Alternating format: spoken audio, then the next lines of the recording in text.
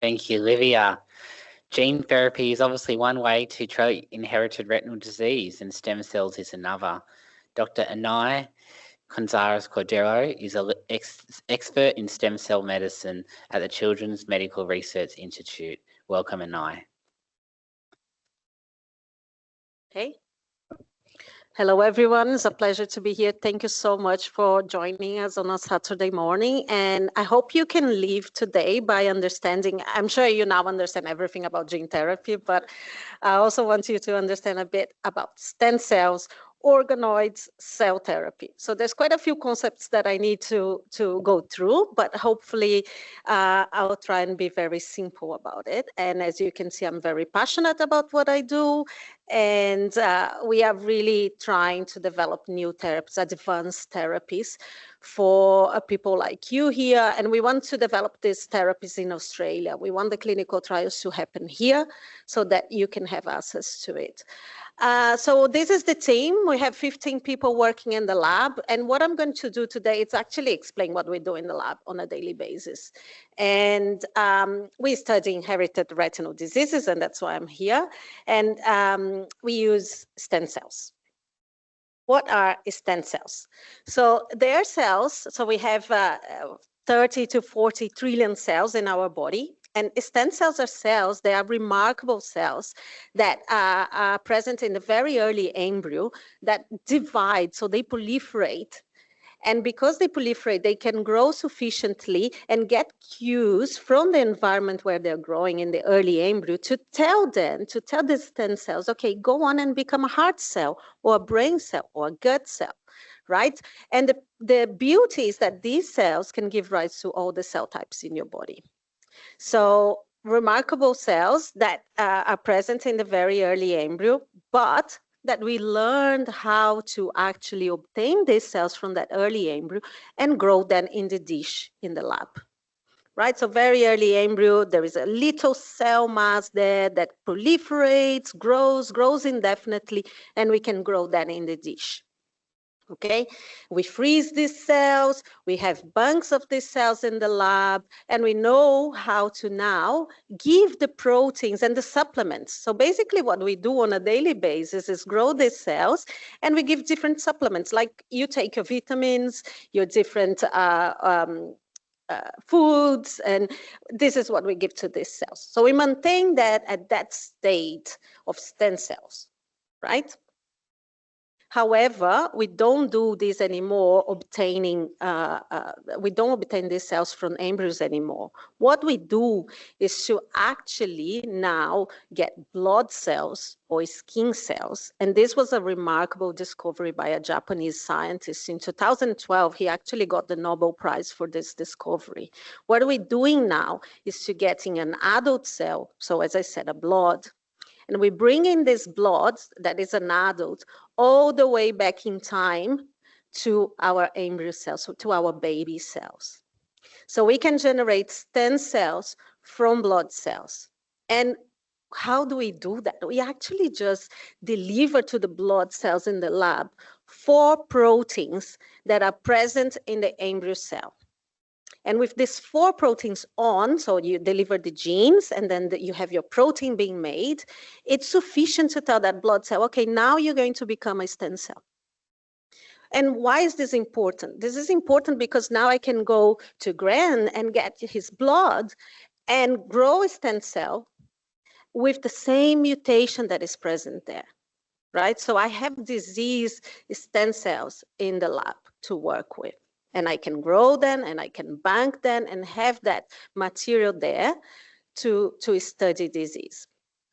But your eye condition is not present on a stem cell, right? I can't do much with a stem cell alone. I know that that stem cell has the same genetic material, has the DNA with the mutation, but that stem cell doesn't develop an eye disease. So what do I need to do? I need to make this stem cell into an eye. And this is what we do in the lab. So here is just a cartoon explaining that we can go to any person, get a sample of blood, 20 ml of blood, we go back to the lab, we give those 4 factors that Yamanaka discovered, and we now have stem cells. And we called it induced pluripotent stem cells. I don't know if you heard the term before. Induced pluripotent stem cells, iPSCs for short, and that's just because this blood was induced back in time to be a stem cell. So a term for you to remember.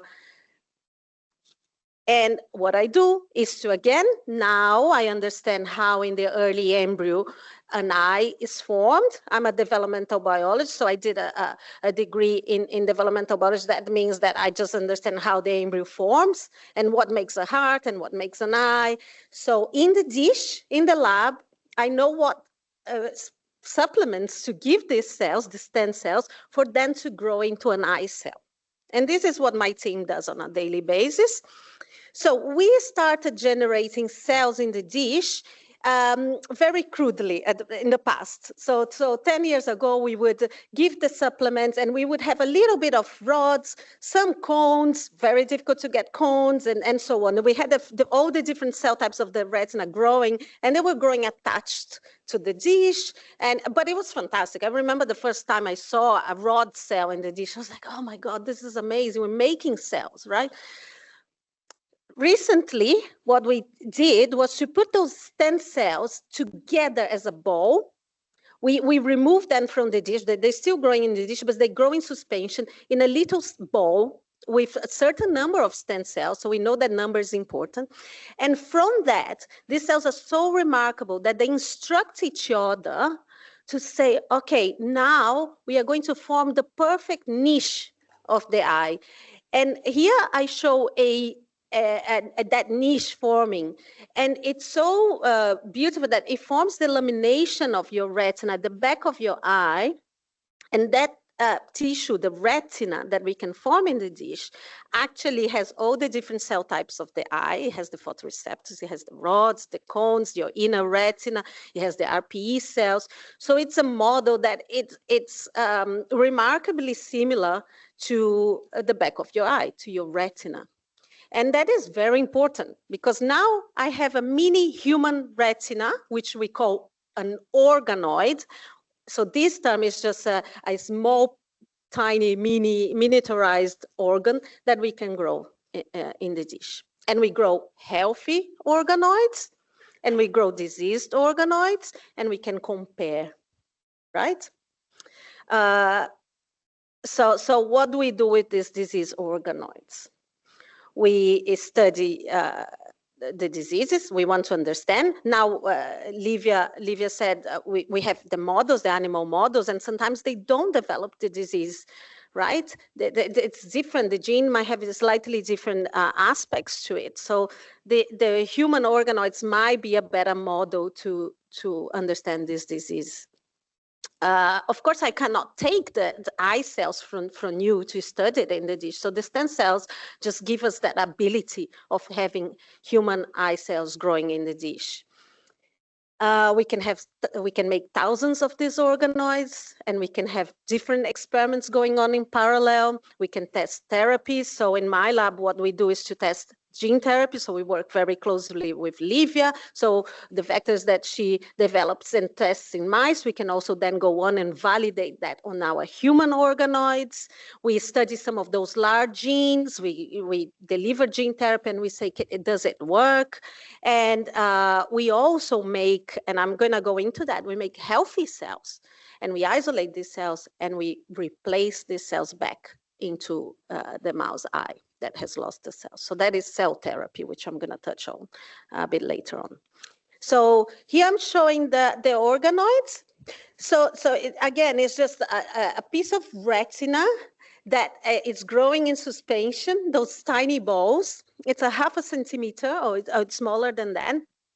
And it's full of your cones and rods and other cell types.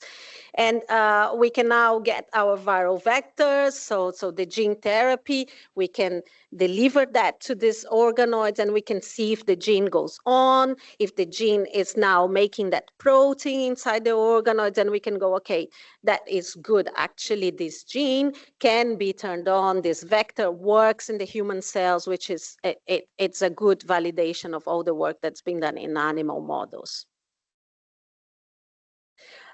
So as I said, I also work in cell therapy, and when you're choosing, if you are going to deliver a gene therapy or a cell therapy to a patient, you need to think about stage of disease, right? So to have a gene therapy that works, you need to have cells there to receive that vector. So the virus needs to be able to infect the cell. So the cell needs to be there. So if you have too advanced stage of disease where your photoreceptors have died, there's no gene therapy for that.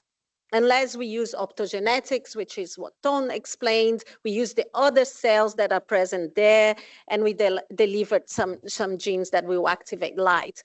But if you have advanced stage disease and the cells are not there, what can we do for you? What are we studying? We're studying either cell therapy, which is replacing the cells that you lost in the first place, or electronic array. So basically, this is what we call the bionic eye. It's an electronic chip that will sit at the back. So again, a surgeon, you're going to insert that piece of that chip at the back of your eye, and that is going to connect and talk to your other cells and hopefully restore some visual perception.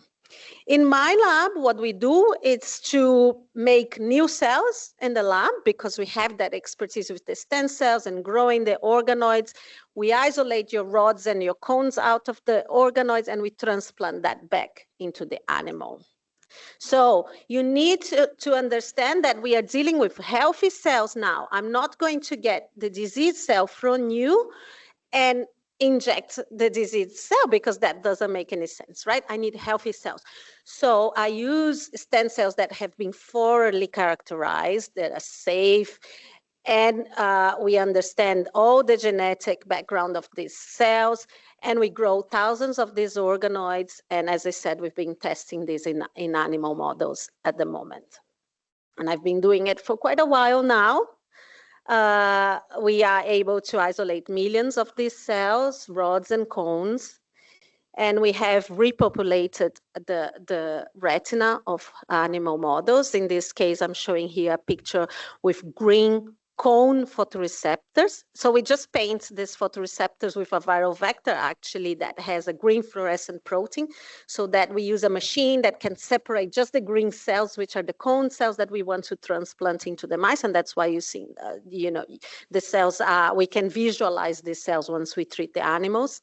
So these are cones that we transplanted subretinally. So as Vivian explained, we go direct at the back of the eye of the animal and we deposit these cells there, and they actually spread quite well. But there are researchers that are studying methods to actually improve the spread of these cells so that we get more of the retina. These cells are purified photoreceptors, right? So what do we need then to do? We need then to connect with the other retinal cells that are there. And what I mean by connect, they form one synaptic connection. So they need to talk to their neighbor to work. And it's basically just holding hands.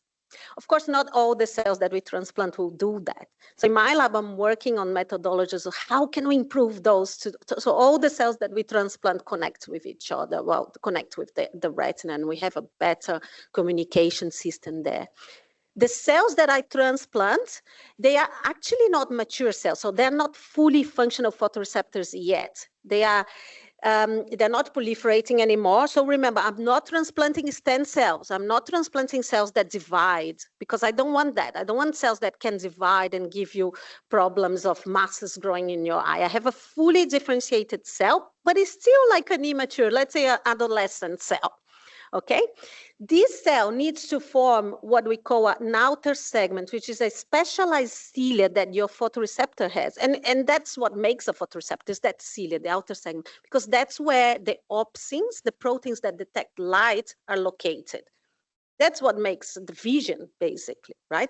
So these cells, the ones that I made make in the lab, at this stage of transplantation, they don't have that cilia.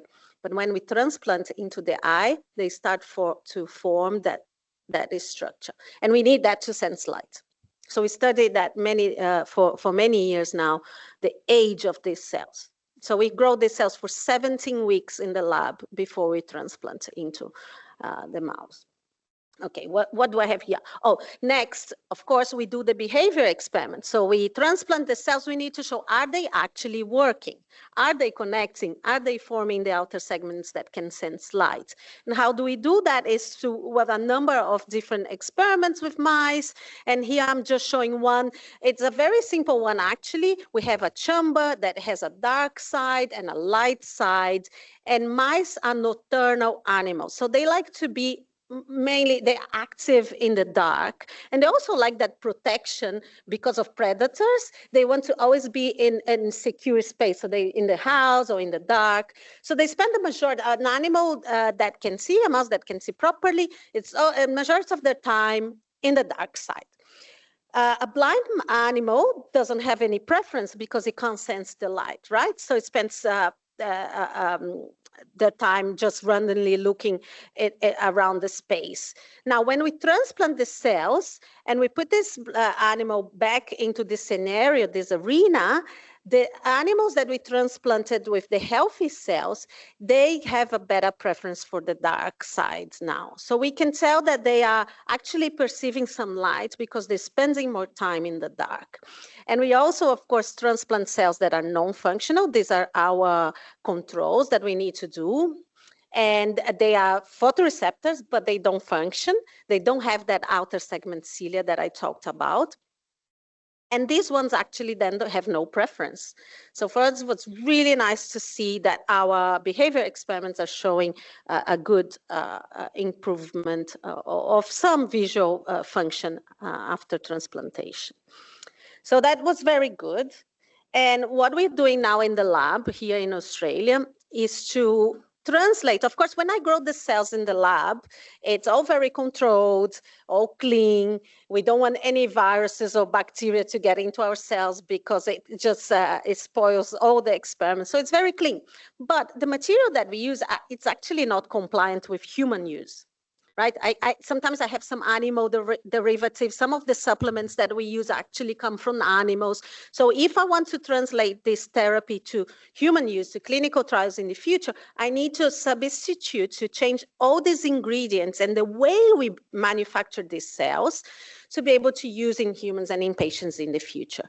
So that's what we are doing at the moment in the lab, and that's the funding that we have to translate this research, and is actually the funding that funds the patient engagement days, this type of work that we're doing here, the work that Eden does. It's all about, let's translate this technology to good manufacturing practice. So it needs to be manufactured in a facility that is clean, so that these cells can be used in humans. And of course, we need to make millions of these cells. In the mouse, we transplant 500,000 cells. In the humans, we're predicting that we're going to transplant around 2 million cells for one eye.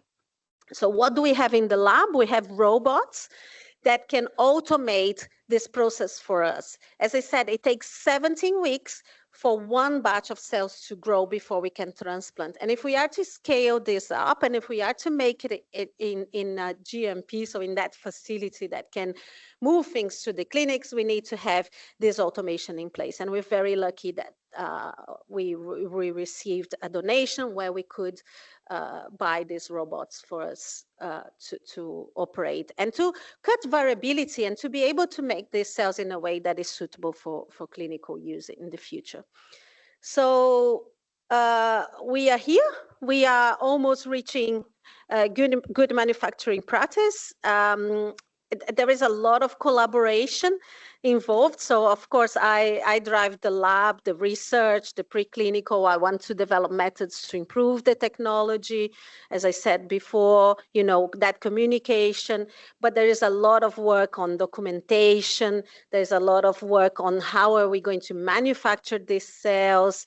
There's all the aspect of clinical trials, the involvement of the clinicians, so that we can understand natural history studies. When are we going to transplant these cells in patients? What are going to be the first patients that are going to receive it? Are we going to do patients that have RP, so retinitis pigmentosa? Are we going to transplant patients with Stargardt's? What is it that we're going to, what patients we're going to target first, stage of disease, and so on. So there is a lot happening. I'm not doing this alone, and actually I did my studies, and then I started my career in the UK, and they still developing this technology there, and they have a manufacturing facility that is producing cells there, so it's very exciting to see that that's happening. Blue Rock is a company in the US that is also developing this therapy in the US. They're actually going to start clinical trials quite soon. They have slightly different age of the cells that from what we use, and a slightly different methodology to grow the organoids, but they also get their cells from organoids. The Japanese are pioneers in the technology. As I said, they invented IPS. So that there were 2 patients injected in Japan with stem cell derived retinal cells. What they do, it's actually, so I grow the organoids and I isolate just the rods and the cones, right? What the Japanese do, they actually cut the organoid in little pieces of tissue, and they transplant that piece of tissue at the back of the patient eye. So it's a more intact sheet, but you also have the other retinal cells in the middle. So there's pros and cons for the different strategies that we are taking. But I think together the field will evolve to really make cell therapy a viable approach in the future. So, and us down here in Australia, we are developing the technique, and we hopefully, you know, as I said when I started the talk, I really want to have clinical trials happening here in the future. And with that, I finish, and I have to thank the MRFF, so the Medical Research Future Funds, the government, federal government, for the help with our research, and Eden for organizing the day and let us talk to you about science. Thank you.